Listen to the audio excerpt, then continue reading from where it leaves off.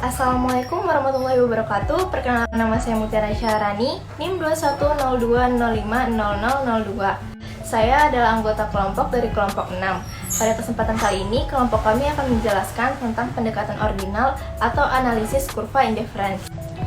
Berikut adalah anggota-anggota dari kelompok 6. Nama saya Tia Nurila, NIM 2102050001. Nama saya Mutiara Syahrani, NIM 2102050002. Saya Zadifa Salsabila, NIM 2102050008. Perkenalkan, nama saya Liniarti, NIM 2102050005 dari kelompok 6. Perkenalkan, nama saya Syed Husaini, NIM 2102050006. Baiklah, untuk tidak memperpanjang waktu, langsung saja ke materinya. Secara historis, pendekatan kardinal muncul lebih awal di dalam menerangkan perilaku konsumen.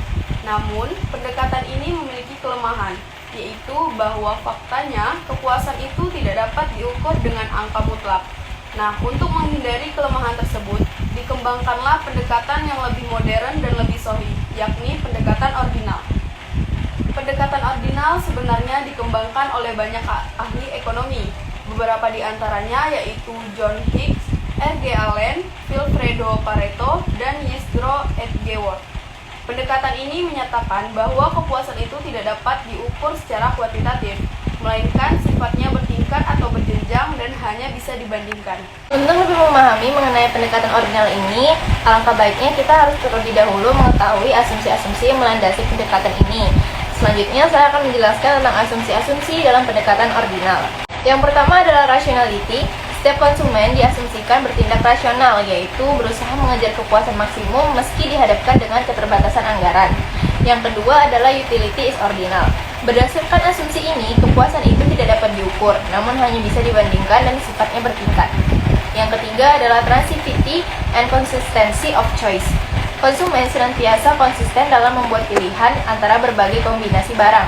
Artinya, konsumen lebih menyukai barang A dibanding barang B, dan ia pun bakal lebih menyukai barang B dibanding barang C. Maka, ia pasti lebih menyukai barang A dibanding barang C. Dengan kata lain, A lebih besar dari B, B lebih besar dari C, dan A lebih besar dari C. Yang keempat adalah non-satiation. Asumsi ini menyatakan bahwa konsumen menyukai barang lebih banyak daripada barang yang lebih sedikit. Konsumen juga diasumsikan selalu ingin terus berkonsumsi. Inilah yang sering disebut sebagai asumsi tiada kepuasan atau konsumsi tanpa kejemuan. Indifferent curve. Di dalam menjelaskan perilaku konsumen dengan menjelaskan pendekatan ordinal, sebagian besar ahli ekonomi mengandalkan interpretasi gravitasi untuk memperjelas ide atau gagasan yang hendak diungkapkan. Salah satu kurva yang digunakan yaitu kurva indifference curve. Indifference curve (IC) adalah kurva yang menggambarkan kombinasi konsumsi dua macam barang, jasa, yang menghasilkan tingkat kepuasan yang sama. Setiap titik dalam kurva ini melambangkan tingkat kepuasan yang tidak berbeda, indifference. Meski kombinasi konsumsi barang atau jasa berbeda-beda, indifference curve bahkan telah menjadi alat analisis penting dalam studi mikroekonomi mengenai perilaku konsumen. Selain itu, di masa sekarang, indifference curve juga banyak dipakai para ahli ekonomi dalam kajian mengenai ekonomi kesejahteraan, welfare economic. Untuk mengetahui lebih jelas mengenai indifference curve, coba perhatikan skedul kombinasi barang berikut ini. Dalam tabel 1 terlihat berbagai kombinasi konsumsi, pakaian, dan makanan. Kombinasi-kombinasi tersebut membuahkan kepuasan yang sama besarnya. Kombinasi A, B, C, dan D tersebut kemudian akan digambarkan ke dalam sebuah grafik, di mana sumbu horizontal mengukur jumlah pakaian, sedangkan sumbu vertikal mengukur jumlah makanan. Bidang yang berada di antara sumbu vertikal dan sumbu horizontal disebut ruang komoditi, commodity space. Bentuk grafis kombinasi A hingga D dalam ruang komoditi itulah yang disebut indifference curve atau IC. Perlu kita ketahui bahwa indifference curve memiliki beberapa ciri antara lain sebagai berikut. Yang pertama, memiliki slope atau kemiringan yang negatif. Hal ini karena untuk mempertahankan kepuasan yang sama, maka penambahan di satu barang harus diimbangi dengan pengurangan barang lainnya. Dengan kata lain, saat konsumen berusaha menambah pakaian misalnya, maka kompensasi jumlah makanan harus dikurangi. Itulah sebabnya mengapa IC bentuknya mengarah ke bawah atau downward sloping. Yang kedua, cembung ke arah ordinat. Bentuk kurva cembung ini didasarkan pada asumsi tingkat substitusi marginal atau marginal rate of substitution dengan terus berkurang. Marginal rate of substitution atau MRS merupakan ukuran yang menggambarkan sejauh mana konsumen bersedia menukarkan barang yang satu dengan barang lainnya dalam kurva IC yang sama. Kita ambil contoh dari tabel 1. Saat konsumen mengubah kombinasi dari A menjadi B, konsumen harus mengorbankan 2 unit makanan untuk menambah 1 unit pakaian. Dengan demikian, tingkat substitusi marginalnya yaitu sebesar 2:1. Kemudian, jika konsumen menambah 1 unit pakaian lagi, maka konsumen harus mengorbankan 1 unit makanan atau MRS sama dengan 1:1. Lalu, jika konsumen kembali menambahkan 1 unit pakaian, jumlah makanan yang harus dikorbankan sebanyak 0,5 unit atau MRS sama dengan 0,5:1. Jika kita perhatikan, nilai MRS ternyata terus menurun.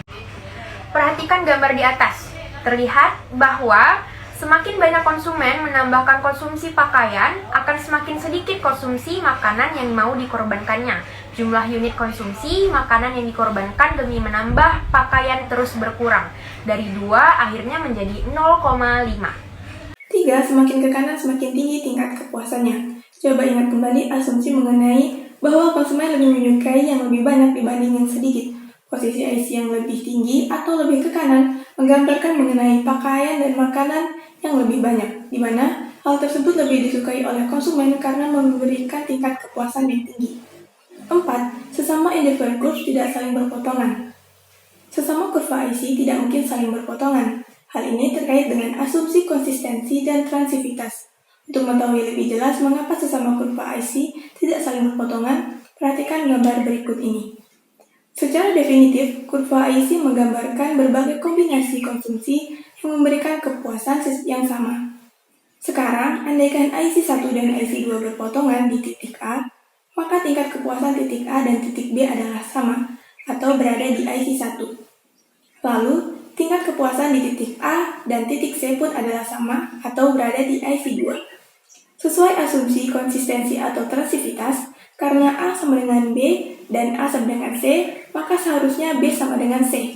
Artinya adalah bahwa konsumen harus memperoleh kepuasan yang sama di titik B dan C.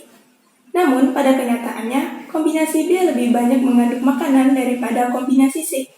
Jadi, secara logis, berdasarkan asumsi tadi, konsumen mustahil memperoleh kepuasan yang sama dari kombinasi B dan C. Itulah sebabnya kurva IC tidak mungkin saling berpotongan.